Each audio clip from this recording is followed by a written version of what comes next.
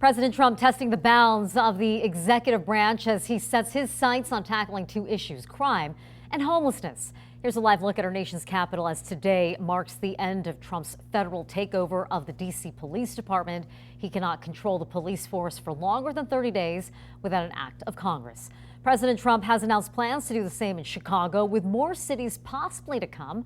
While the police takeover is over there's no word about an end date for the National Guard deployment. So this, according to the president at least, is in the name of reducing crime and driving up tourism. While crime was already going down in Washington, it has fallen even more. So in the past month, officials say homeless encampments were cleared, hundreds of people detained by ICE. However, the heavy police presence has also caused a drop in tourism and a drop in business in Washington, D.C. Experts say having federal law enforcement and National Guard troops costs about $1 million a day for taxpayers. While the federal government took military action to help address homelessness in the capital, one local organization says there are better options for tackling the issue here in Southern Nevada. News 3's Tiffany Lane reports from downtown Las Vegas, where Vegas Stronger is working to get people help.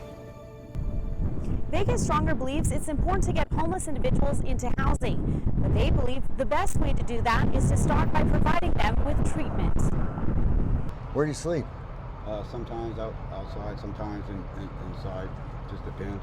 Vegas Stronger CEO and founder David Marlon and case manager Brandon Lite doing some outreach on Wednesday afternoon near their main office downtown. Have you been to Vegas Stronger yet? No. You know it's right there. Yeah. You could walk in and we'll help you get housed. They were able to get this man to leave the streets and come in to get help. Housing was the primary issue, and job. And we'll help him get both of those things. Marlon says 94% of the thousands of clients who came into the nonprofit last year had substance abuse issues, some that were discovered once they started getting help. What I've also seen is that I thought we were treating the 8,000 unhoused.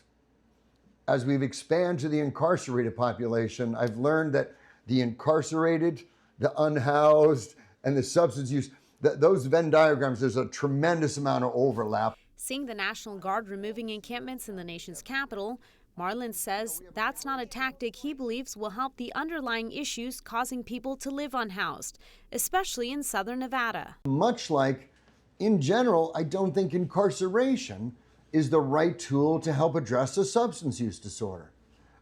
We have many clients, over 50 a month, that are coming directly from jail here to get treatment.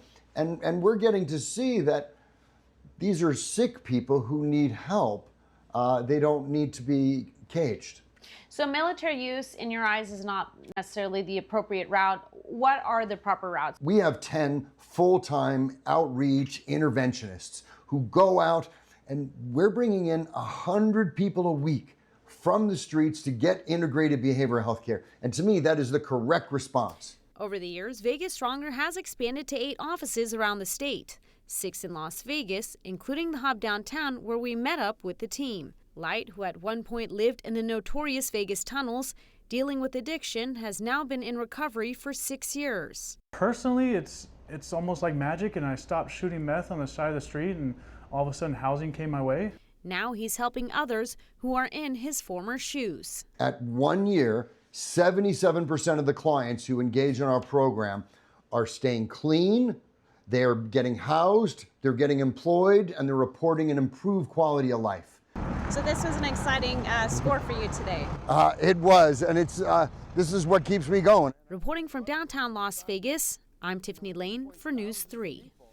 The city of Las Vegas passed a homeless ordinance back in 2019, making it a misdemeanor to camp or sleep in public rights of way.